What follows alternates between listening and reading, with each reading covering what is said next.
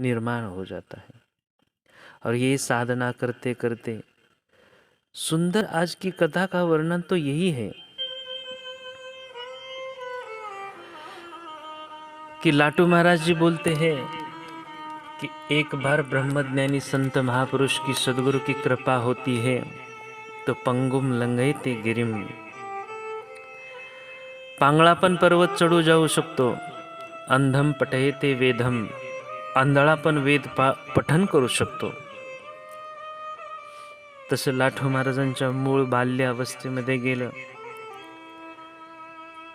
आई वडील बकरी भेड़िया चराने के लिए लेकर जाते, गरीब परिस्थिति. लेकिन जब इनका जन्म हुआ तो माँ बाप चले बसे, और जैसे ही माँ बाप चल बसे तो सहारा किसी का नहीं रहा. तो भगवान की पुकार निकल पड़ी अंतःकरण से कि बोले भगवान आपके सिवा कोई मेरा नहीं.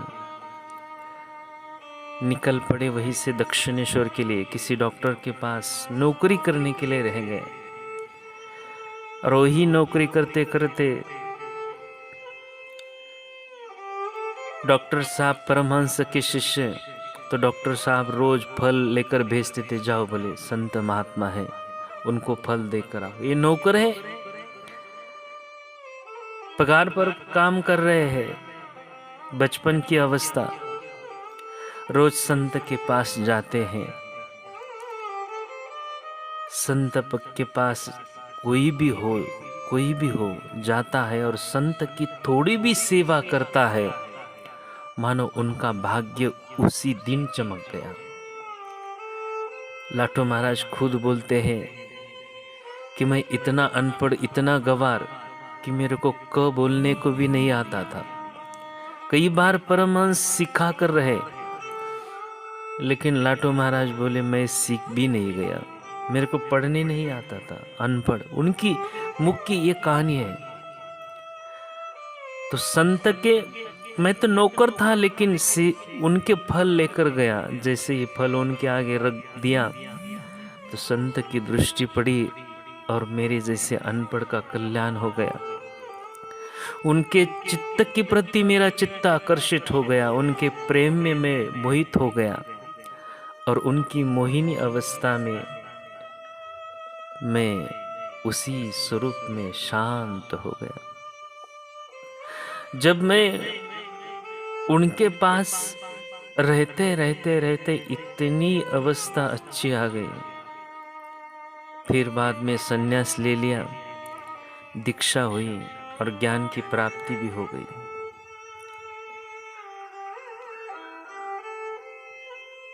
कि वही गुरु की सेवा करते करते कई दिन गुजर गए, लेकिन अंतिम समय में एक ऐसी बात आ गई. धरती पर कितने भी शिष्य हो, उनके जीवन में कभी ये बात नहीं आनी चाहिए, न आनी चाहिए. तो लाटू जी के जीवन में ये बात तो आ गई, लेकिन उन्होंने कैसे संभाल लिया आप समझना. दक्षिणेश्वर को छोड़ने के 3 दिन पूर्व दोपहर को ठाकुर स्वयं तालतला के विख्यात डॉक्टर दुर्गाचरण वंदे उपाध्याय के पास गए थे, क्योंकि ठाकुर की तबीयत जैसे जैसे रोज बिगड़ती गई, उनको कभी कभी सहन नहीं होता था.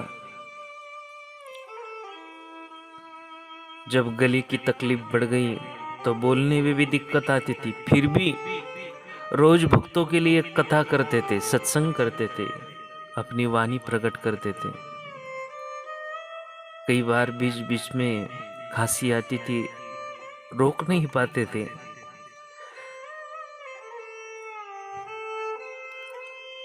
करुणामयी सरकार जगत का कल्याण करने के लिए धारण करने वाले दुर्गाचरण ठाकुर कई बार उनको बोलते थे कि मेरे में हिम्मत है, कि आपकी हर बीमारी में भगा सकता हूं। एक ऐसा ठाकुर का शिष्य था कि उनके पास आ गया, बोले आप चिंता नहीं करना, मेरे में वही विद्या है कि बोले आपकी बीमारी में ले सकता हूं, बस आप एक बार देने के लिए हाँ कर दो। ठाकुर जी ने मना कर दिया, अरे मैं कैसे दे सकता हूं, बोले शरीर का कुछ प्रारब्ध है तो उस प्रारब्ध के अनुसार चलने दे। बीमार है तो शरीर बीमार है, मैं कभी बीमार हुआ नहीं हूं। तकलीफ होती है तो शरीर को होती है।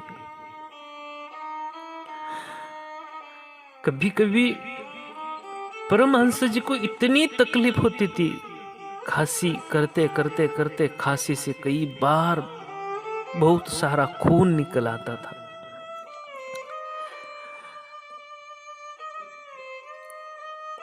एक दिन भी उनको ऐसा नहीं लगा कि मैं बीमार हूं, शरीर को तकलीफ हो रही थी, लेकिन सभियों के सामने प्रसन्न मुख रहते थे।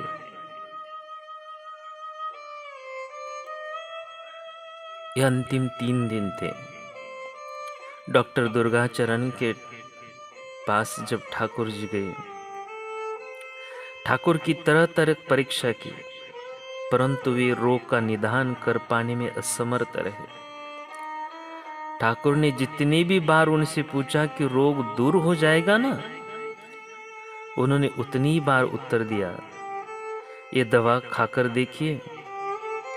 शाम कपूर में आकर वे लाटू से बोले, रोग ठीक हो जाएगा या नहीं ये तो पता नहीं, केवल यही कहता है कि दवा खाओ। मैं वह दवा नहीं खाऊंगा। लाटू तो फिर वहां गए क्यों? गुरुजी को बोलते हैं, आप नहीं दवा खाएंगे तो फिर हॉस्पिटल में क्यों गए थे?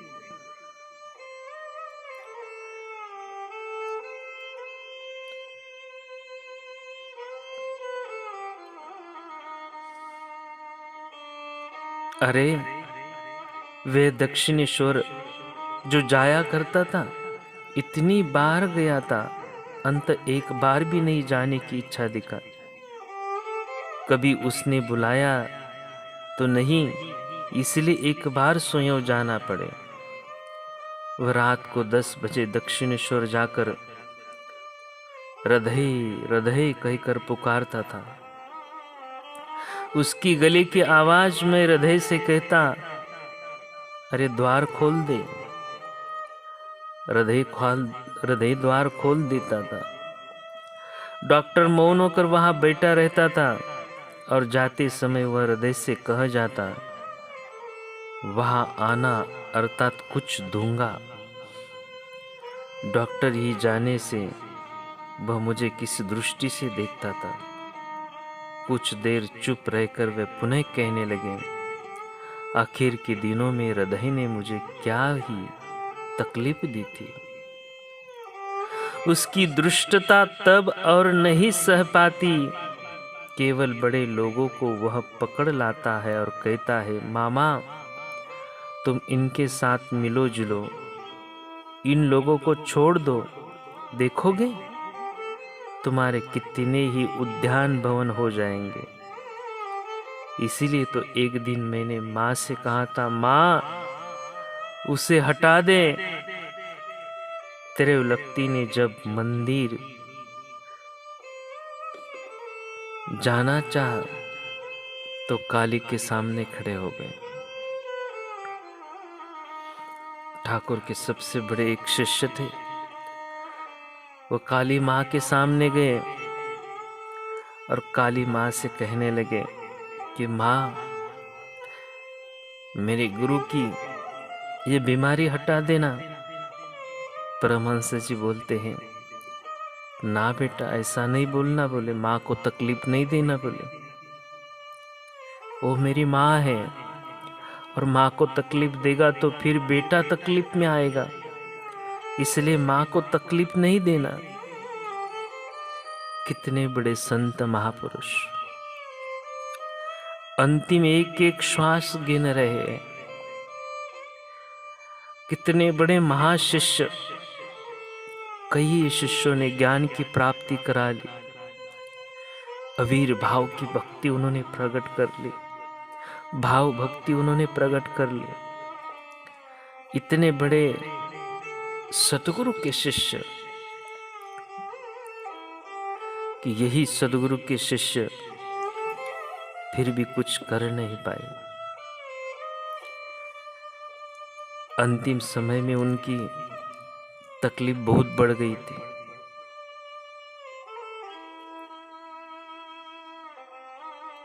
सब शिष्य इकट्ठा हुए थे।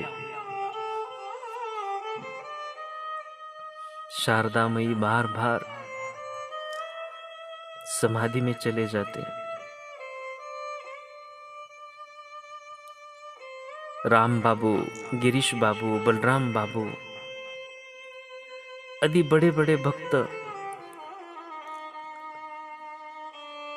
ठाकुर जी को दक्षिणेश्वर से कलकत्ता लाकर चिकित्सा की व्यवस्था करने की इच्छा व्यक्त की। कलकत्ता जाएंगे, बड़े हॉस्पिटल में एडमिट होंगे, वहीं पर आपका इलाज होगा।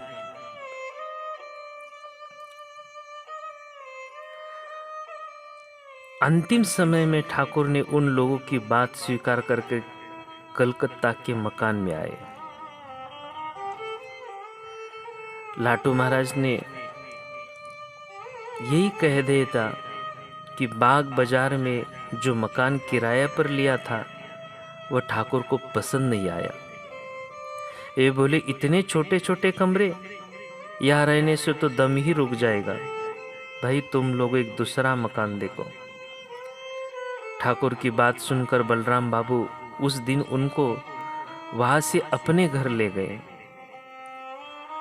और वहां पर वे 7 दिन रहे। उन 7 दिनों के भीतर दाना काली ने अपने मोहल्ले में एक मकान भाड़े पर ले लिया। एक दिन रामलाल दादा दक्षिण से उनकी खाट बलराम भवन में ले आए। रामलाल दादा ने खाट लाते देखकर बड़े नाराज हुए और बोले, तुम लोग क्या पंजिका आदि देखकर निकलना भूल गए? ये खाट इस समय दक्षिणेश्वर ले जाओ, जरूरत होने पर मैं खबर करूंगा। उनकी बात सुनकर रामलाल दादा खटिया वापस ले गए। बाद में उस दिन योगिनी भाई मां शारदा देवी दक्षिणेश्वर से शामपुर लाए। उसी दिन वह खाट भी गाड़ी में ले आए। शामपुर में कई डॉक्टर आए, जिनमें एक दाढ़ी वाले डॉक्टर भी थे। उनकी दवा से ठाकुर को शरीर को गर्म हो गया,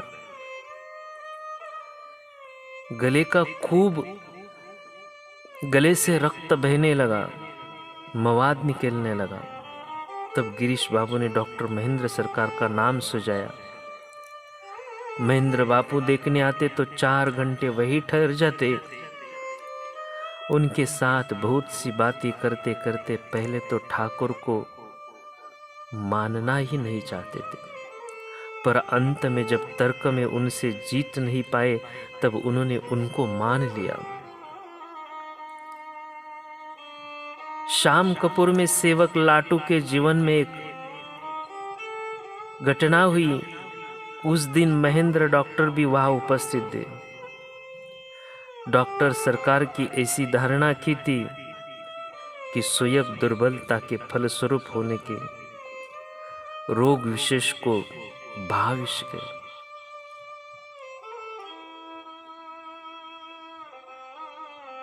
इतनी तकलीफ में भी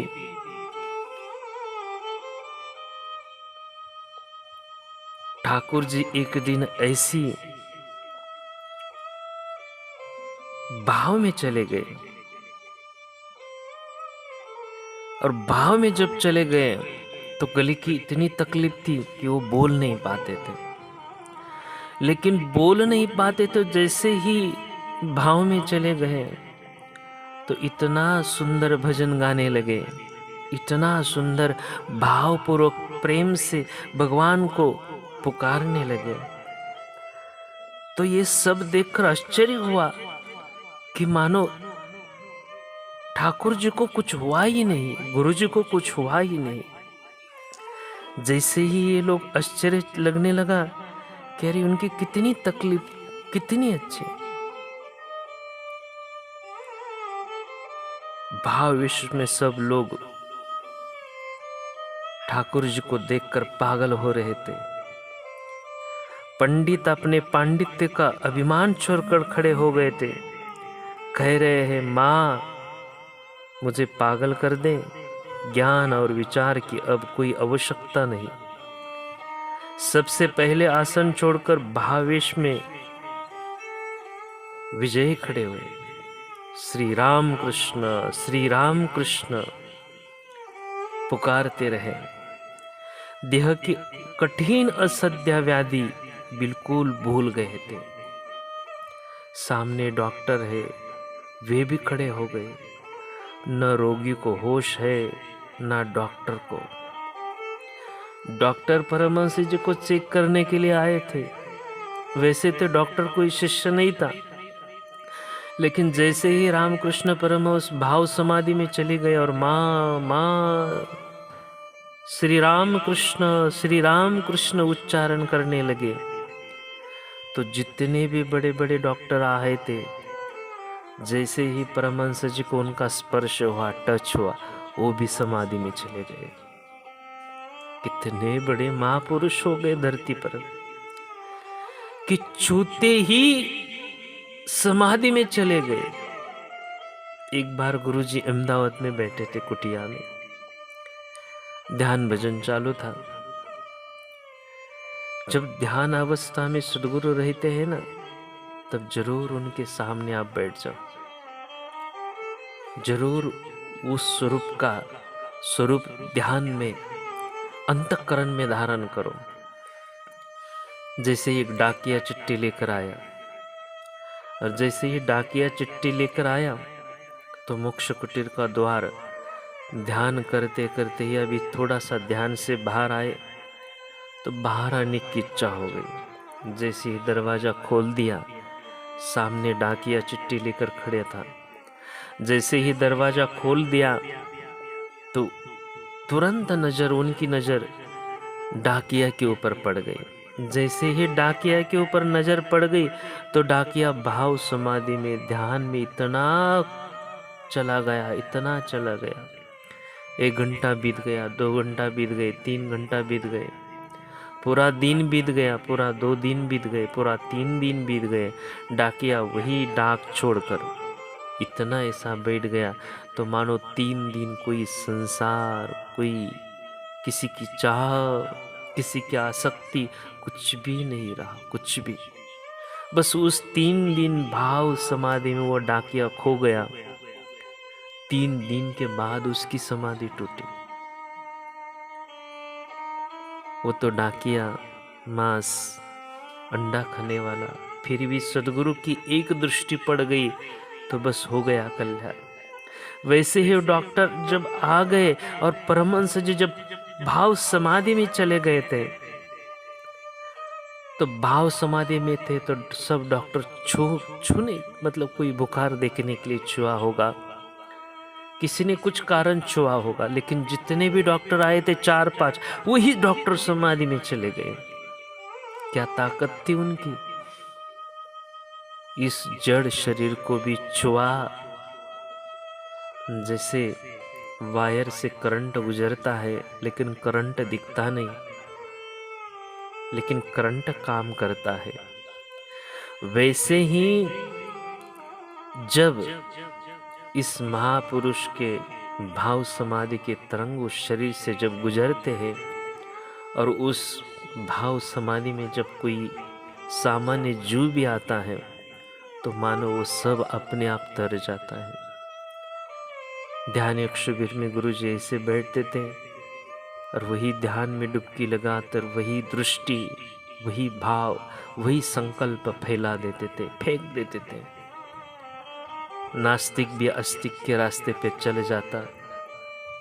संत की हिम्मत, संत की ताकत कोई नाप नहीं सकता। सब सुनकर भक्त ने पूछा, महाराज, ज्ञानी के ध्यान में और भक्त के ध्यान में कुछ पार्थक्य है क्या? ज्ञानी को ध्यान करने की जरूरत है? लाटू महाराज बोलते, अवश्य है। भक्त नाम रूप को लेकर ध्यान करता है, ज्ञानी जीव तथा ब्रह्म के संबंध को लेकर ध्यान करता है। कि ज्ञानी आपको कई बार देखेंगे कि कभी ध्यान करते हैं, कभी ध्यान नहीं करते। क्योंकि लाटू महाराज बोलते हैं, भक्त को गुरु का ध्यान करना पड़ता है,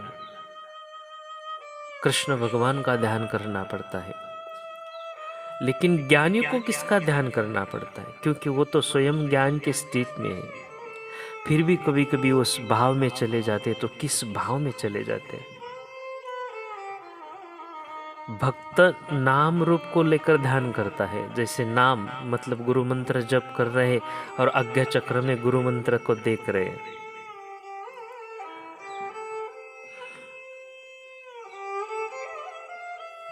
नाम और रूप को आज्ञा चक्र में रूप देख लिया, सदगुरु का रूप, भगवान का रूप, कोई भी हो तो आप रूप देख रहे हो, उस रूप का आप ध्यान कर रहे हो। तो भक्त को तो नाम और रूप का ध्यान करना पड़ता है। लेकिन ज्ञानी जब ध्यान करते हैं तो जीव तथा ब्रह्म के संबंध को लेकर ध्यान करते हैं। मानो कभी ध्यान में चले भी गए ज्ञानी, बस यही ध्यान रहता है कि ये जीव है और ये जीव कब ब्रह्म के साथ एक हो जाए, ब्रह्म के साथ एक होना चाहिए। मानो ज्ञानी ने आंखें बंद कर दिए, मैं ज्ञानी की समाधि लग गई, ज्ञानी का ध्यान लग गया, तो मानो उसी पल कई जीव तर गए। क्योंकि वो ध्यान करते, अरे ये आता है, ये सेवा करता है, ये शिविर भरता है, ये कथा सुनता है। जब उस भाव में चले जाते हैं तब ब्रह्म और जीव का ध्यान करते हैं। ये तत्व ज्ञान में तो थोड़ी सी बात तत्व ज्ञानियों को शून्य लगेगी, लेकिन भाव की समाधि की दृष्टि से भी देखा जाए, तत्व ज्ञान की दृष्टि से देखा जाए तो ज्ञानी की समाधि का वर्णन अलग आएगा। तत्व ज्ञान की दृष्टि से किसी ने वर्णन भी कर लिया कि ज्ञानी किसका ध्यान करते हैं, तो तत्व ज्ञान से बोले ज्ञानी ध्यान नहीं, ध्यान का भी ध्यान मतलब शून्य अवस्था की भी शून्य अवस्था करते हैं और उसी निर्विचार संकल्प में, निसंकल्प में चले जाते हैं। लेकिन यहाँ पर लाटू महाराज जी को एक नाम तो दिया था अद्भुतानंद, लेकिन श्री रामकृष्ण परमहंस के एक अंतरंग पार्षद बोलते थे, अंतरंग पार्षद। क्योंकि हर बात गुरु की वो बात जान लेते थे, गुरु का भाव समझ लेते थे, गुरु का अंतःकरण जान लेते थे। तो ये लाटू महाराज जी का ये जो वाक्य है ना, ये कोई सामान्य नहीं, बहुत बड़ा वाक्य है, बहुत बड़ी भाव है, बहुत बड़ी ज्ञान की बात है। क्योंकि जब ठाकुर समाधि करते थे, वो समाधि का ठाव लेना, समाधि का भाव जान लेना और किसकी समाधि कर रहे ये जानना कोई मामूली बात नहीं। ये एक ही जान लेता है, क्योंकि जो उस जगह रह सकता है, रहता है। क्योंकि लाटू महाराज जी को एक अंतरंग पार्षद बोलते थे। अनपढ़ थे, गवार थे, लेकिन सदगुरु की कृपा कितनी हो गई कि अंतरंग का एक एक भाव लाटू महाराज समझ पाते थे। एक एक भाव की जब समझ ली तो यह बात उन्होंने कह दी कि बोले वे तो ध्यान करते हैं, तो किसका? जीव तथा ब्रह्म के संबंध को लेकर ध्यान करते, परंतु चाहे जो भी लेकर ध्यान करो, अंत में दोनों एक ही जगह पहुंच गए। समझ लो कि जब ध्यान जम जाता है तब नाम भी छूट जाता है, संबंध का ध्यान भी चला जाता है, तब एक भाव जैसा रह जाता है, परंतु वो क्या कहे, मुख से नहीं कह जा सकता। एक दिन तो उन्होंने हम लोगों को कहा था कि ध्यान जम जाने पर अखंड बोध आ जाता है। ध्यान जम जाना मतलब कभी कभी ऐसी अवस्था आती है। कई बार मेरे को कोई पूछते हैं कि बोले जब करते करते इतनी शांत अवस्था आती है, इतनी शांत अवस्था कि जब करने की भी इच्छा नहीं होती, लेकिन फिर हम वो शांत अवस्था छोड़कर जब करते हैं, तो मैं बोलता हूं कि वो सबसे बड़ी गलती है। क्योंकि जब का फल ही यही है कि शांत अवस्था आना। जब का फल ही यही है कि भगवान में मन रम जाना। जब का फल ही है कि भगवान के साथ एक होना। जैसे ही लाटू महाराज बोल रहे थे कि अखंड स्थिति पाना।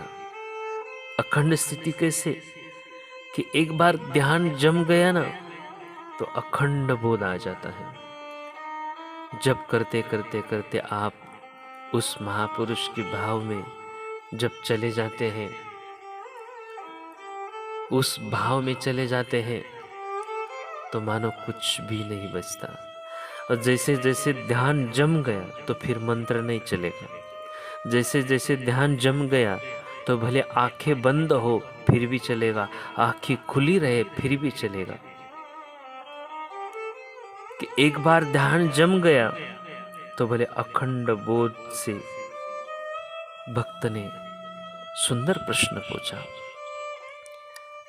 कि महाराज जी, अखंड बोध से क्या तात्पर्य है? मतलब आप अखंड बोध बोलते हैं जिसका खंड नहीं होगा, वो क्या है? ज्ञान की प्राप्ति क्या है? लाटू महाराज जी बोल गए, वह क्या मुख से कहा जा सकता है? उस बोध में देह ज्ञान नहीं रह जाता, मन का संकल्प विकल्प कुछ भी नहीं रहता, बुद्धि भी चली जाती है, तब केवल बोध ही बोध रहता है। सुंदर और बहुत बड़ी ज्ञान की बात कह दे कि जो भी जप करता है, जो भी तप करता है, जो भी साधना करता है, जो भी ध्यान करता है, आखिरी फल यही है। आखिरी से आखिरी फल यही है क्या कि उसको उस बोध में, मतलब उस स्थिति में जब जाते हैं तो आपको देह की स्मरण नहीं होती, देह को आप भूल जाते हैं। पूरे मन के संकल्प विकल्प कुछ भी नहीं रहता, बुद्धि भी चली जाती है, मतलब बुद्धि का स्मरण नहीं रहता,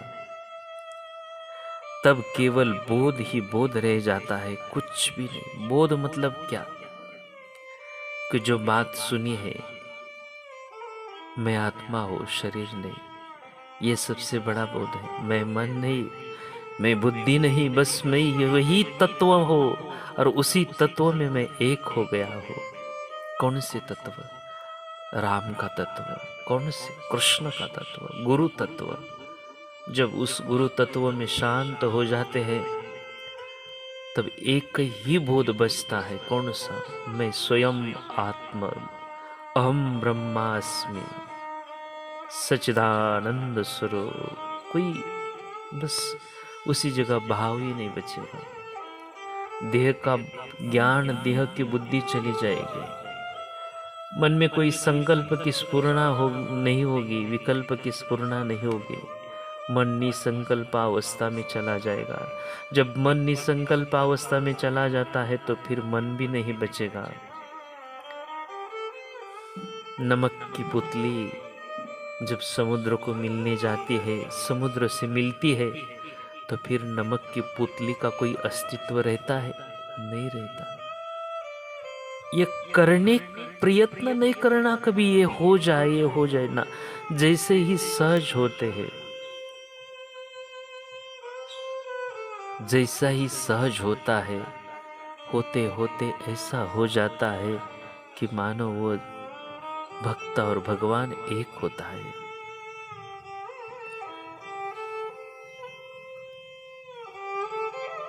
श्याम कपूर के साधक लाटू के जीवन में एक और घटना है। उस दिन भावविवश में वे अपने शरीर का कपड़ा फाड़ रहे थे। भाव आ गया तो शरीर के बदन पर जितने कपड़े हैं सब फाड़ कर दें। उनकी वह अवस्था देखकर ठाकुर जी ने शीघ्रतापूर्वक उनको कुर्ते का बटन खोल दिया और उनकी छाती सहलाने लगे। कुछ देर बाद लाटू का भाव शांत हो गया। ये गुरु के सामने लाटू जी की अवस्था हुई थी। भाव आ गया और भाव में कपड़े फाड़ने लगे।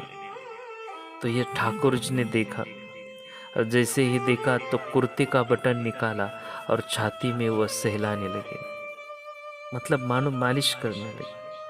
तो जैसे ही छाती पर हाथ घुमाते गए तो उनका भाव, उस भाव से वह बाहर आ गए और जैसे ही वो बाहर आ गए मानो उसी भाव में वह चले गए। वार्तालाप के दौरान एक दिन साधक लाटू ने सुना, काजल की कोठरी अर्थात संसार में रहने पर चाहे कितना भी बुद्धिमान क्यों न हो, थोड़ी बहुत कालिक तो लग ही जाती है। यह बात सुनकर उनके मन में संसार का त्याग की इच्छा जगने लगी। ठाकुर ने उनके मन को बात समझ गए और बोले, अरे रामचंद्र को जब वैराग्य हुआ तो दशरथ बड़े चिंतित होकर वशिष्ठ देव को शरण में गए थे ताकि राम संसार त्याग ना करे। और वशिष्ठ ने रामचंद्र के पास जाकर देखा कि अन्य मनस्क के बैठे हैं, उनके अंतर में तीव्र वैराग्य है। वशिष्ठ जी बोले, राम तुम संसार क्या त्यागोगे? संसार क्या उनसे अलग है? मेरे साथ विचार करो। राम ने देखा संसार भी उसी परब्रह्म से हुआ है, इसलिए मैं मौन रह गए थे। तत्प्रांत में कहने लगे, ढाई को छूकर संसार के खेल में लगे रहना ये तुम लोगों का भय कैसा? तुम लोग कोई ऐरे गहरे थोड़े हो कि जगत का कारण जानकर तुम लोग जगत में रहना। तुम्हारे शरीर पर भला कालिक कैसे लगेगी? कितनी बड़ी बात कह दी कि राम बाबू को परमहंस जी बोलते हैं, संसार में रहते तो थोड़ी तो कालिक लग ही जाती है। लेकिन जैसे राम जी आ गए, राम जी को वैराग्य हुआ तो चिंता दशरथ राजा को हुई। और वही दशरथ राजा जब वशिष्ठ के पास गए और वशिष्ठ जी राम जी के पास आ गए, मानो राम जी की उस स्थिति ऐसी बनी थी कि बस मुझे ना अयोध्या में रहना है, ना धरती पर रहना है, ना इस शरीर पे रहना है, कहीं पर भी नहीं रहना। ही इतना तीव्र वैराग्य हो गया। तो एकदम वशिष्ठ महाराज ने ये तो बात आसानी से समझा दी। तो वो बात परमहंस जी बोलते हैं कि बोले, आप त्याग किसका करोगे? बोले, हम संसार का त्याग करेंगे। बोले, संसार का त्याग कर कर कहाँ जाओगे? मैं बोला, यही छोड़ के पंढरपुर जाएंगे, पंढरपुर छोड़ के हरिद्वार जाएंगे, हरिद्वार छोड़ के बद्रीनाथ जाएंगे, केदारनाथ जाएंगे, वहीं पर रहेंगे। फिर धरती तो यहाँ भी है, वहाँ भी है, यहाँ भी भगवान है, वहाँ भी भगवान है। संसार को आप त्याग नहीं कर से, ढाई अक्षर से संसार की शुरुआत हुई है और ढाई में उसका अंत हो जाएगा। फिर उस ढाई अक्षर छोड़कर कहाँ जाओगे और कहाँ आओगे? वैराग्य, वैराग्य मतलब क्या? यह स्थान छोड़कर दूसरी जगह जाना, ये वैराग्य नहीं। संसार का घर परिवार छोड़कर जंगल में जाना, ये वैराग्य नहीं। ये तो त्याग है। घर छोड़कर आप जंगल में गए, साधना करने लगे, ये तो त्याग है। त्याग अच्छा है, त्याग भाग्य का आधार है। आप मंदिर गए, आश्रम में गए, साधना करने लगे, प्रणाम है आपके चरणों में। आप हिमालय गए, प्रणाम है आपके चरणों में। काशी रहने लगे, प्रणाम है आपके चरणों में। घर परिवार छोड़कर मंदिर रहने लगे, प्रणाम है आपके चरणों में। घर परिवार छोड़कर संन्यास ले लिया, गुरु के आश्रम में रहने लगे, दंडवत प्रणाम है। आप जैसा इतना बड़ा भाग्यशाली कोई नहीं। लेकिन परमहंस जी कहते हैं, घर परिवार छोड़ा तो आश्रम गए, या आश्रम छोड़कर घर ही परिवार में आ गए, लेकिन ढाई को कोई त्याग नहीं कर सकता। ढाई मतलब प्रणव, वही ओंकार से संसार की शुरुआत हो गई और वही ओंकार में संसार लिप्त हो जाएगा। तो उसको छोड़कर आप कहाँ जाओगे? उसको छोड़कर आप कहाँ आओगे? रामचंद्र बाबू को परमहंस जी कहने लगे, अरे राम, जो राम वशिष्ठ के चरणों में जाकर अपनी स्थिति को पा लिए, तो राम इस परमहंस के चरणों में आना और वही स्थिति पाना। तो राम बाबू को यह आश्चर्य हुआ कि वैराग्य इसको बोलते हैं। तो राम बाबू जब परमहंस के चरणों में दंडवत प्रणाम किया, तो गुरुजी कैसे स्थिति पालू, कैसे जाओ? परमहंस जी ने भाव में जब चले गए और उसी भाव से राम बाबू के मस्तिष्क पर हाथ रख दिया। जैसे ही भगवान बालकृष्ण थे, मिट्टी खा रहे थे, यशोदा मैया दूर से भाग कर आई, अरे कान्हा मिट्टी क्यों खाता है? बोले तो हाथ में छड़ी है। और कृष्ण कन्हैया को बोल रहे कि अरे मिट्टी क्यों खाता है, हाथ में छड़ी है। जैसे यशोदा मैया मारने के लिए गए, बोले नहीं मैं मिट्टी खाता हूं। तो बोले क्या खाए? कि बोले जिस धरती पर महापुरुष रहकर गए, जिस धरती पर गोपियां ध्यान करती है, गोपियों की ध्यान का रस मतलब उनकी चरण रज है। जब खाता हो तो उसमें स्वाद जो आता है ना, तो मैं उस स्वाद कहीं पर नहीं ले सकता हो। यह बात तो मैया को समझ में नहीं आई, क्योंकि मैया भगवान को बाल स्वरूप में देखती थी। जैसे ही माँ ने बोले देख कितनी खाई, दिखा, बोले दिखा। तो यही बालकृष्ण ने जब जैसे ही मुख खोल दिया, तो मानो यशोदा मैया तो उसी में खो गई। जैसे ही मुख खोल दिया तो ब्रह्मांड का पूरा दर्शन होने लगा। पूरे ब्रह्मांड, सूर्य, चंद्र, पृथ्वी, सब आकाश पाताल सभी का दर्शन हो गया। उसी मैया जब इस भाव में चले गए, समाधि में चले गए, मैया को पता नहीं चला। 5-10 मिनट बाद जब होश में आ गए, अरे कान्हा ये क्या हो रहा है मुझे? तेरे मुंह में इतना बड़ा सारा ब्रह्मांड दिख रहा है। कड़े हंसने लगे कि बोले माँ कितनी पगली है, मुझे कब पहचानेगी? मतलब भगवान स्वयं अपना पहचान देने के लिए आपके सामने आते हैं, कभी गुरु के स्वरूप में, कभी संत के स्वरूप में, कभी स्वयं अवतार धारण कर कर आते हैं। तो यही राम बाबू को हुआ। जब राम बाबू के सिर पर जैसे ही परमहंस जी ने हाथ रख दिया, तो राम बाबू इतने भाव समाधि में चले गए, तो मानो जैसे यशोदा मैया की स्थिति बनी थी ना, वही राम बाबू की बनी। और जैसे राम बाबू को पूरा विश्व दिखने लगा, ये तो समाधि की भाषा है।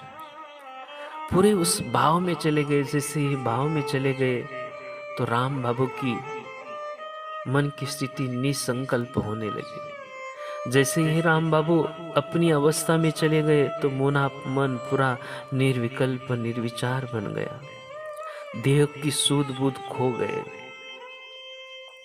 और जब यही राम बाबू कई देर तक अपनी भाव अवस्था में रहे,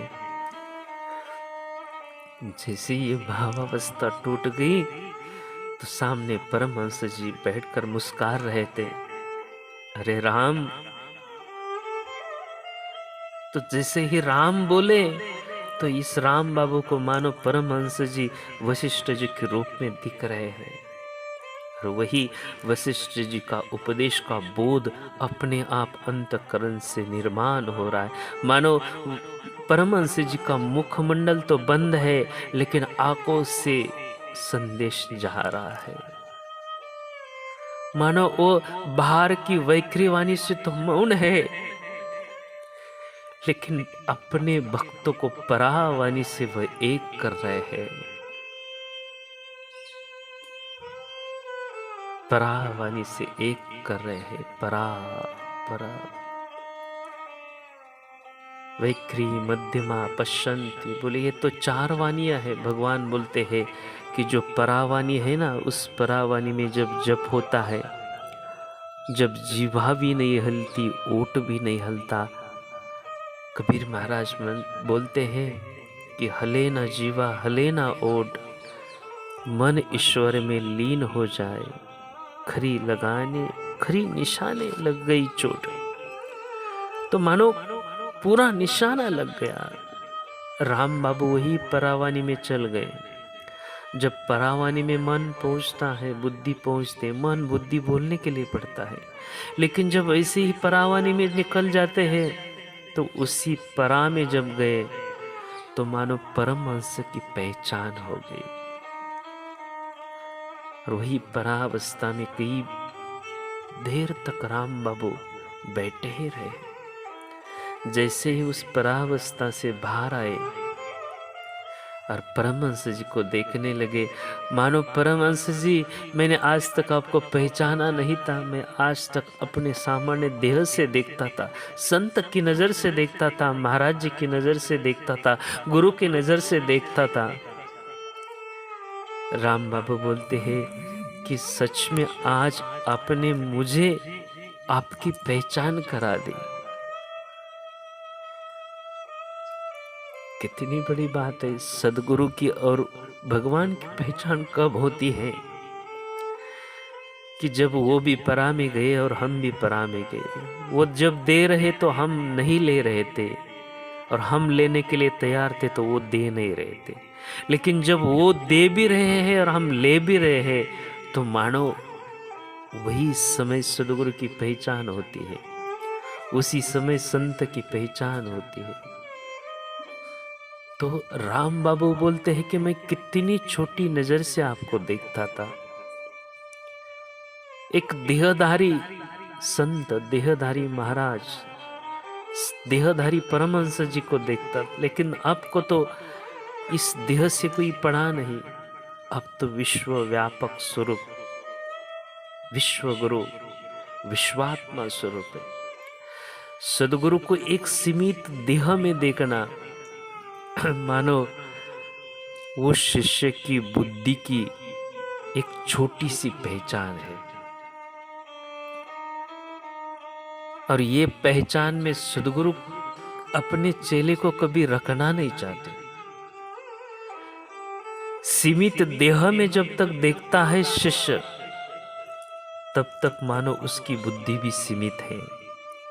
लेकिन जब सदगुरु को असीमित देखने लगता है, सदगुरु को जब मानो वैखरी मध्यमा पश्चंता के पार से भी परा में देखने लगता है, मानो सदगुरु एक आत्म स्वरूप में नहीं, अनेक आत्म स्वरूप में है।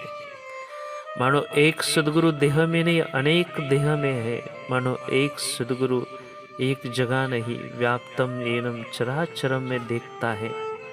तो मानो उसी क्षण असली सदगुरु की पहचान होती है और उसी क्षण शिष्य सदगुरु के साथ जुड़ जाता है। हम जोड़े हैं तो बाहर से जुड़े हैं, बाहर की मान्यता से जुड़े हैं कि बस ये मेरे सदगुरु है, मैं उनका शिष्य हूँ, उन्होंने मुझे मंत्र दे दिया, मेरा वो ख्याल रखते। ये बाहर की शिष्य, बाहर की चीज़ है, बाहर का भाव है, बाहर का विचार है, विचार से जोड़े हैं। ना ना, विचार से कभी जोड़ना नहीं। कभी विचार हट भी गए, बुढ़ापा आ जाएगा, कब बढ़ेगा, बुद्धि कोई काम नहीं करेगी, तब विचार से सदगुरु को आप पहचान सकते हैं? नहीं पहचान सकते। कई ऐसे हॉस्पिटल में पड़े हैं पेशेंट, घर का भी कोई लोग गया तो पहचान सकता है? नहीं पहचान सकता। कई बार घर वाले पूछते ये कौन है, कौन है, आपको पहचानते पहचानते? वो बोलता नहीं पहचानता हूँ, नहीं पहचान। किसी की विस्मृति चली गई तो पहचान नहीं। ये सदगुरु के साथ नाता कैसा जोड़ना चाहिए? विचार से कभी नहीं जोड़ना भाई, कभी भी नहीं जोड़ना। क्योंकि विचार से जुड़ोगे और यही विचार एक दिन चला जाएगा तो आप सदगुरु को पहचान नहीं पाओगे। जैसे राम बाबू ने सदगुरु को पहचान लिया ना, वह नाता जोड़ो, वह असली नाता है। क्योंकि ये विचार आते हैं, विचार जाते हैं, ये तो आते जाते रहेंगे। कभी बुरा भी विचार आया तो सच्चा विचार दूर चला जाएगा, कभी अच्छा विचार आया तो बुरा विचार चला जाएगा, कभी बुरा भाव मन में आ गया तो गुरु के प्रति असली भाव, अच्छा भाव वो चला जाएगा। कभी गलत भाव भी आ गया तो ये सदगुरु के प्रति जो भाव वो भी चला जाएगा। लेकिन जब शिष्य परा से, अंतःकरण से गुरु के असीमित देखता है, जैसे सूर्य का प्रकाश असीमित है, उनकी कोई गिनती नहीं करता। भले शास्त्रज्ञ गिनती करे कि इस इतने सेकंड, इतने लाख की स्पीड से वो सेकंड किरण बहते हैं, कोई नाप सकता है। वैसे ही सदगुरु को कोई नाप नहीं सकता। सदगुरु को सीमित देह में जब छूट जाता है देखना, सदगुरु को अपना आत्म स्वरूप में देखते हैं, सदगुरु को परावाणी में देखते हैं। जब गुरु को व्याप्त स्वरूप में देखते हैं तो मानो ये बाहर का विचार कभी चला भी जाए तो सदगुरु की पहचान नहीं चली जाएगी। मानो बाहर की स्मृति भी चली जाए कि लेकिन अंदर की जो एकाकार नाता बना है ना, वो कभी नहीं चला जाएगा। कभी माला करते हैं, कभी संसार में दुख आएगा तो माला छूट भी जाती है, सदगुरु का नाता छोड़ भी देते हैं। कहीं ने छोड़ भी दिया है। क्यों छोड़ दिया? क्योंकि विचारों से वो गुरु के साथ जुड़े हैं, विचारों से भगवान के साथ जुड़े हैं। नाना बाबू, ये विचारों से कभी जोड़ना नहीं। नारे बाबा, ये विचार कभी आएंगे और चले जाएंगे। विचार, गुरु के साथ विचार नहीं जोड़ना। विचार से जुड़ते हैं पति पत्नी, विचार नहीं, उनको विचार नहीं जमा तो फिर डाइवर्स लेते हैं। विचार से जुड़ जाता है मित्र, विचार नहीं पसंद आया तो छोड़ देते हैं। इससे इस सामान्य विचार से कभी सदगुरु को न जोड़ो, सामान्य विचार से भगवान के साथ कभी नाता न जोड़ो, सामान्य विचार से संत के साथ नाता जोड़ो। क्योंकि सामान्य विचार से आप जुड़ जाएंगे ना तो कभी ना कभी वो टूट जाएगा नाता। लेकिन असीमित भाव से, पराभाव से, यही भगवान के साथ एक बार नाता जुड़ गया ना, मानो उसी क्षण अखंड समाधि लगी। अखंड मानो भले आपकी आंखें खुली भी है फिर भी समाधि चल रही, आपकी आंखें बंद है फिर भी समाधि चल रही, कोई बचता ही नहीं वहां पर। क्योंकि जैसे राम जी के पास हनुमान जी चले गए तो सब विभीषण हनुमान जी को छोड़कर चले गए, वानर सेना छोड़कर चली गई, अंगराज छोड़कर चले गए, नाविक छोड़कर चले गए, लेकिन हनुमान जी नहीं गए। क्यों? क्योंकि हनुमान जी कैसे जुड़े थे? विचार से नहीं जुड़े थे, तत्व से जुड़े थे। और तत्व से बोले कैसे जुड़ना? कि बोले सदगुरु को शरीर में, आखिरी में यही बात कई बार गुरुजी ने कह भी दिया है कि पूज्य साईं जी का एक सुंदर पत्र भी आया था कई महीनों के पहले कि गुरुजी एकांत में क्यों चले गए। क्योंकि गुरु सामने रहते तो विचार से जुड़ते हैं, गुरु सामने रहते तो देह में आसक्ति होते, गुरु सामने रहते तो देह के ऊपर प्रेम करते, लेकिन गुरु को आपको देह में अटकाना नहीं, सदगुरु को आपको इस विचार में अटकाना नहीं, विचार से परे लेकर जाना है। तो यही पूज्य साईं जी ने पत्र लिखा था कि यही हर एक शिष्य को, हर एक अंतःकरण को यह बात देनी है कि मेरे देह में अटको मत, मेरे विचार में अटको मत। जो मेरा परार स्वरूप है, आत्म स्वरूप है, मेरा विशाल स्वरूप है, व्यापक स्वरूप है। तो अर्जुन भगवान को कई दिन बचपन से मानो भगवान के साथ रहते थे, लेकिन भगवान को विचार से जुड़े थे। जैसे ही भगवान ने इस 18 अध्याय का ज्ञान अर्जुन को सुनाया तो विचार हट गया और तत्वों से भगवान के साथ अर्जुन एक हो गए। और जब उसी समय भगवान ने अपना विश्व रूप दर्शन दिखाया तो अर्जुन उस भाव समाधि में चले गए, तत्व समाधि में चले गए।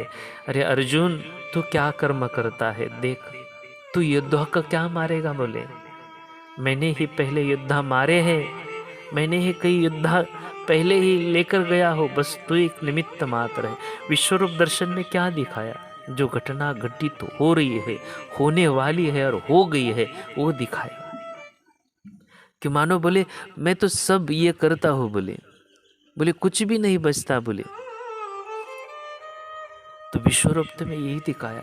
और जब अर्जुन तत्व से भगवान के साथ जुड़ गए तो अर्जुन के मन विचार से यही प्रकट हो गया कि भगवान बोले मुझे क्षमा करिए, मैंने चेष्टा से भी आपको कुछ कह भी दिया हो, मैंने कभी कभी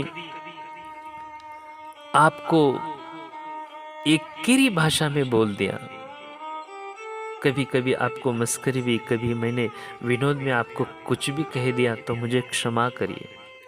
क्योंकि मैं विचार से आपको देखता था, लेकिन आज तत्व से आप मुझे एक हो गए। जब तत्व से एक हो गए तो बचता नहीं। वैसे ही राम बाबू परमहंस जी को बोल रहे कि बोले गुरुजी, मैंने आज तक आपको पहचाना नहीं था, आज तक मेरी सीमित बुद्धि थी, आज तक मेरा देह विचार था, आज तो बोले असीमित हो गई। तो परमहंस जी बोलते हैं, जानते हो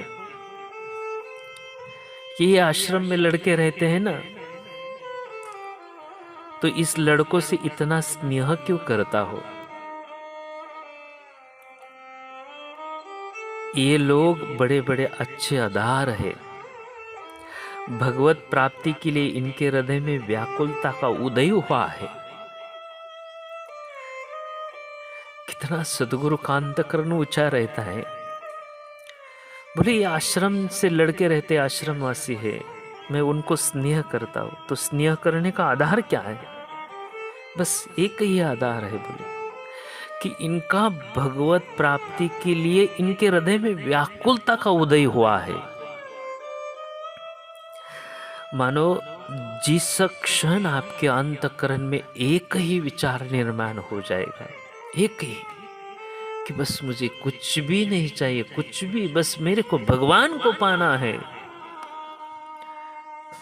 भगवान को पाना है, भगवान के सिवा मुझे कुछ नहीं चाहिए, बस ये मेरे भगवान है, ये मेरे ठाकुर है, सब मेरे को पाना ही है। बोले जब ऐसा एक ही विचार आ जाता है, जब एक विचार की निर्मिति होती है, तो ब्रह्म ज्ञानी का अंतःकरण। कोई बोलते हैं मैं सदगुरु की भक्ति कैसे पालो, गुरु की भक्ति कैसे पालो, भगवान की भक्ति कैसे पालो, मेरे ऊपर सदैव भगवान कैसे प्रसन्न रहेंगे, मेरे ऊपर सदगुरु कैसे प्रसन्न रहेंगे, मेरे ऊपर सदगुरु की कृपा कैसी बनी रहेगी। तो मानो आज परमहंस जी ने अपने को सीख ही दे दी है परमहंस जी ने एक ही सीख दी है कि ब्रह्म ज्ञानी का अंतःकरण कब झलक जाता है। कि आप जब करोड़पति बनेंगे तब? नहीं जी। आप बड़े उद्योगपति बनेंगे तब? नहीं जी। आप बड़े नेता बनोगे तब? नहीं जी। जब आपके अंतःकरण में भगवान की पाने की व्याकुलता निर्माण होती है, तब एक ब्रह्म ज्ञानी महापुरुष का अंतःकरण से आपके प्रति प्रेम भाव अपने आप निकलने लगता है। अपने आप। आपको कुछ प्रेम पाने की जरूरत नहीं। कई बार बोलते हैं मुझे कि जैसी गोपियों की प्रेमा भक्ति थी ना, हमारी प्रेमा भक्ति कैसे बढ़े, कैसी बढ़े, प्रेमा भक्ति कैसे बढ़े। ये सभी का जवाब है ये परमहंस जी का ये सुंदर वाक्य। राम बाबू को बोलते हैं, अरे मेरे आश्रम में लड़के रहते, मैं उनसे स्नेह, उनसे प्रेम क्यों करता हूं? क्योंकि उनके अंतःकरण में भगवत प्राप्ति का भाव उदय हो गया। भगवान इस गोपियों के लिए इस धरती पर क्यों आ गए? और गोपियों को भगवान इतना प्रेम क्यों करते थे? क्योंकि गोपियों के मन में भगवान के सिवा कुछ भी नहीं था। बस मेरे कृष्ण कन्हैया है और कन्हैया हमारे है और कन्हैया को पाना है हमें। इसीलिए गोपियों की प्रेमा भक्ति उदय हुई। बस एक अंतःकरण में विचार निर्माण हुआ तो मानो उस दिन से आपको भगवान प्रेम करने लगेंगे। आपको करने की जरूरत ही नहीं। आप भले भगवान को प्रेम करो या ना करो, सदगुरु को प्रेम करो या ना करो, आपकी मर्जी है। लेकिन एक निर्माण हो, बस मेरे को भगवत प्राप्ति करनी है। जब एक विचार आता है तो मानो उसी दिन से आपने भगवान को फेवर में करा दिया। जनाबाई आटा पीसती थी, हाथ से पीसती थी आटा। तो स्वयं विट्ठल भगवान जनाबाई को आटा पीसने के लिए अपना मंदिर छोड़कर आते थे। क्यों? क्योंकि जनाबाई का प्रेम जग गया था। कौन सा? मेरे को भगवान को पाना है। आज की कथा का यही सबसे बड़ा सार है। मुझे कुछ नहीं, बस मेरे को इसी जन्म में भगवान को पाना है। जब आपका ये विचार एक बार परिपक्व हो गया ना, मानो उस विचार से आप एकाकार हो गए, तो आपको दूसरा कोई करने की जरूरत नहीं। गोपिया ने क्या किया? गोपिया हिमालय गई? नहीं गई। गोपिया ने माला पकड़ ली? नहीं पकड़ी। गोपिया ने क्या किया? खुद भगवान स्वयं चलकर, अपने पैरों से चलकर उनके घर जाते थे और उन्हीं को माखन मांगते थे, माखन खाते थे और लीला करते थे। जब माखन खाते थे और लीला करते थे तब गोपिया का अंतःकरण भरकर आता था। गोपियों के मन में बस एक ही चाह, बस पाना है, कृष्ण कन्हैया को पाना है। जब पाना है ये भाव आ गया तो गोपियों को भर भर कर प्रेम मिलेगा। वैसे ही बस गुरु के सामने बैठो और गुरु को देखो पलक नेत्रों से। भगवान के सामने बैठो, भले भगवान की मूर्ति भी ना आपके सामने हो, भगवान का स्वरूप ना हो, सदगुरु का स्वरूप ना, फिर भी उनको देखो और बस एक ही पुकार करो, भगवान बस आपको पाना है। और सच्चे दिल से, सच्चे अंतःकरण से, सच्चे मन से, सच्चे भाव से पुकारो। भगवान कुछ नहीं चाहिए, ना ये संसार चाहिए, ना ये देह चाहिए, ना देह का नाम चाहिए, ना देह का कोई नाता चाहिए, कुछ भी ना चाहिए। बस कुछ भी, बस एक पाना है। बस क्या? आपको पाना है। जब यह भाव आपके अंतःकरण से जब निकलेगा ना, तो आपको सद्गुरु का प्रेम पाने की कोई जरूरत नहीं। आपको भगवान का प्रेम पात्र बनने की कोई जरूरत नहीं। बस उसी क्षण से आपकी प्रेमा भक्ति की शुरुआत होगी। ये लोग बिल्कुल बेदाग लाई है। लाई जब भुजा जाता है तब उसी में से 2-4 टप टप करके छिटक कर बाहर आ पड़ते हैं। जैसे लाई मतलब ज्वार तवे पर रखते हैं, थोड़ा सेकते तो उसकी लाई बनती है, तो ज्वार का अंदर का सफेद भाग बाहर आ जाता है। बोले वैसे ही जैसे ज्वार बाहर दिखने में गोल्डन दिखेगी, लेकिन जब तवे पर सेकते हैं तो वो सफेद होती है, क्योंकि अंदर उसमें सफेद है। वैसे ही परमहंस जी बोलते, ये आश्रम में मेरे छोरे रहते हैं ना, ये लड़के रहते हैं ना, ये बेदाग है बोले अंतःकरण से। इनके मन में अंतःकरण में कोई राग द्वेष कोई कुछ भी नहीं, बोले बेदाग है बोले, भोले भाव से रहते हैं, ईश्वर की प्राप्ति के भाव से रहते हैं। तो इसीलिए बोले मेरा अंतःकरण उनके प्रति छलक जाता है। मानो मलिका का फूल का समान रहते हैं। जैसे लाई एक बार फूलती है तो फूल के समान हो जाती है, उन पर जरा सा भी दाग नहीं रहता। इनका भी वैसा है। इन लोगों को ने बचपन से ही मन को बेकार चीजों में खर्च नहीं होने दिया। ठाकुर ने जिन योग के संबंध में बातें मां से कही थी, और उन्हीं में लाटू महाराज भी एक थे। तो शास्त्र में मैंने लिखा है, उनके जीवन चरित्र में मैंने पढ़ा है कि सबसे बड़े उनको 17 ब्रह्मज्ञानी हुए थे, और 2 माइया थी परमहंस जी के शिष्यों में, वो भी ब्रह्मज्ञानी हुई थी। लेकिन ये तो गिनने में तो 19-20 ब्रह्मज्ञानी बने। लेकिन जैसे राम बाबू ने आज कृपा पा ली, श्याम सुंदर बाबू ने भी कृपा पा ली, ऐसे कई संसारी लोग थे। ये तो सन्यासी थे, उनके आश्रम में रहने वाले, लेकिन कई ऐसे सन्यासी थे, स्वामी विवेकानंद, लाटू महाराज, उनके अनेक पार्षद है। पूरे 19 लोगों ने शायद साक्षात्कार किया था, 19 लोगों ने। ये आश्रमवासी थे, लेकिन आश्रम से भी छोड़कर कई ऐसे राम बाबू, श्याम सुंदर प्रसाद, ऐसे कई संसारी लोग जुड़े थे परमहंस जी के साथ। उनके जीवन चरित्र से ये भी पता चलता है कि मानो संसारी लोगों को कोई नाम आया ना आया पता नहीं, लेकिन परमहंस जी के साथ जितने भी लोग जुड़े थे और जुड़े रहे आखिरी तक, मेरी हिसाब से एक भी छूटा नहीं, एक भी नहीं छूटा। पूरे ज्ञानी हो गए, पूरे साक्षात्कारी बन गए, पूरे भगवान के साथ एक हो गए, और पूरे भगवान की पूरी न पूरी कृपा पा ली, पूरी कृपा पा ली। ये 19 तो उनके जीवन चरित्र में आता है, क्योंकि वो बचपन से सन्यासी थे,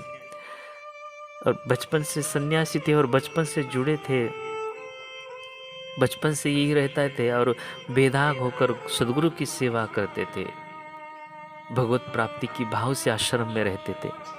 गुरु के कभी आश्रम में रहना हो तो एक ही उद्देश्य रखो, बस मेरे को उनको पाना है। तो आश्रम में कितनी भी कठिनाई आएगी ना, तो कठिनाई नहीं लगेगी, बस उनको पाना है, मुझे पाना है, सदगुरु को पहचानना है। अपने भले किसी की पहचान हो गई तो उनके चरणों में बारंबार दंडवत प्रणाम है। उनके जहाँ चरण रखते हैं, मैं उनकी मिट्टी मेरे माथे पर लगा लूंगा। लेकिन सच में अब तक कईयों की पहचान नहीं हुई सदगुरु के साथ, नहीं हुई। जिस दिन पहचान हो जाएगी ना, उस दिन आपका जीवन अलग हो जाएगा। और पहचानने के लिए राम बाबू जैसा अंतःकरण शुद्ध करो। पहचानने के लिए जैसे ज्वार तवे पर सेकती है तो फूल जाती है, मतलब एक फूल तैयार हो जाता है, और वो भी कैसा बेदाग पूरा सफेद फूल, वैसा अंतःकरण बनाना चाहिए। सभी के चरणों में साष्टांग दंडवत, लाटू महाराज जी के चरणों में साष्टांग दंडवत, परमहंस जी के चरणों में साष्टांग दंडवत। कितना उनको नमन करे, कितना अंतःकरण है, कितना भर भर के दिया है। कितने अपने आश्रम में रहने वाले शिष्यों का मानो उनके मुख से स्तुति निकलना ये कोई मामूली बात नहीं। और परमहंस जी ने मानो आज प्रेमा भक्ति का मूल ही दे दिया। परमहंस जी ने मानो आज एक सदगुरु को जो देना है, पूरे जीवन भर सदगुरु सत्संग देते हैं, तो मानो पूरे सत्संग का सार ही दे दिया। मानो शुरुआत साधना में कैसे करी और अंतिम क्या हो, मानो यही साधना की शुरुआत भी दे दी और अंतिम सत्य भी बता दिया। बस एक भाव निर्माण होना चाहिए, बस उनको पाना है, उनको पाना है, तो भगवान की प्रेमा भक्ति वहीं से शुरू हो जाएगी। उनको पाना ये भाव जब आ गया तो मानो सदगुरु को कोई ना कोई पहचान हो गई। और जिन्होंने सदगुरु की पहचान हो गई तो संसार को त्याग कर, संसार छोड़कर उन्हीं के चरणों में रहते हैं। क्यों? क्योंकि उनकी पहचान हो गई सदगुरु के साथ। कोई ना कोई, भले कोई संसार में रहता है लेकिन संसार से बेदाग होकर रहता है, तो उनकी पहचान हो गई सदगुरु के साथ। बस यही पहचान हम संसार में रहकर राम बाबू जैसे हो जाए, लाटू महाराज जैसे हो जाए, कि ऊंचे महापुरुष है, उनको पराग से हम पहचान पाए, उनका प्रेम स्नेह हम प्राप्त करें। जीवन का उद्देश्य क्या है? जीवन में क्या पा सकते हैं? संसार में रहकर क्या पा सकते हैं? आखिरी में तो दुख ही होगा। कितने भी बड़े बेटे होंगे, आखिरी में वो आपको दुख ही देंगे। मैं ऐसा नहीं बोलता हूँ कि आपको दुख ना, ये तो संसार है। उनका मन उसी भाव में जब चला जाता है, उसी में चलता है, तो आखिर में वो दुख मिलेगा। क्योंकि भगवान की प्राप्ति के सिवाय कहीं भी मन लगाओ, अब भगवान को छोड़कर बेटे में मन लगाओगे तो दुख देगा। लेकिन बेटे को छोड़कर, बेटे का कर्तव्य, आप बेटे का कर्तव्य निभाओ, लेकिन बेटे को छोड़कर भगवान में मन लगाएगा, सदगुरु को पहचान करा पाओगे, सदगुरु की पहचान हो जाएगी, वो भी बेटा आपकी सेवा करेगा। बेटा क्या, अनेक लोग सेवा में जुड़ जाएंगे, अनेक लोग आपकी सेवा करेंगे, अनेक लोग मान सम्मान से देखेंगे। बस एक ही भाव मन में लाना है, कौन सा? बस उन्हीं को पाना है, उनको पाना है, और उनका पाना एक भाव आ गया तो मानो आप सबसे बड़े श्रेष्ठ ज्ञानी और सिज्ञानी, महापुरुष से महापुरुष और सबसे श्रेष्ठ भगवान के प्रेमा भक्त हो गए। सभी के चरणों में साष्टांग दंडवत प्रणाम।